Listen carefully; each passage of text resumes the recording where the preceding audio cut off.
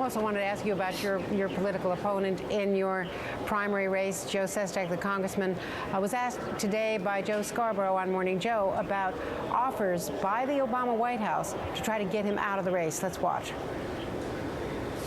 There was a story about the president possibly offering a judgeship to somebody to get him to vote on health care reform, and your name came up because of this offer for you to run the Department of Navy if you'd get out of the race in Pennsylvania. Did you feel like there was a connection there when the president made that offer to you? You know, it's interesting. Something happened last July before I got in the race, and I never got asked about it.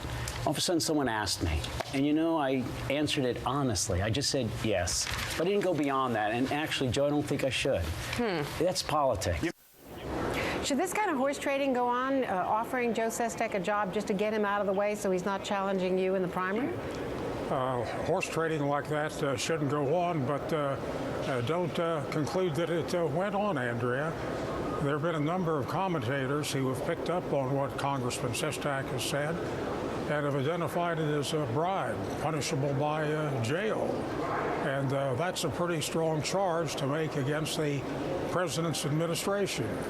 Implying perhaps even the president himself.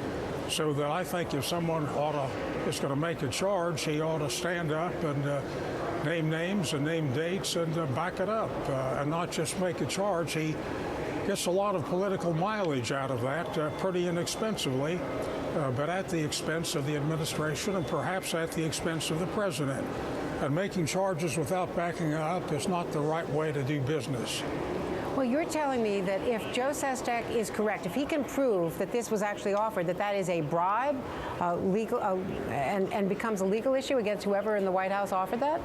There is a specific federal statute which makes it a bribe to make an offer for a public office.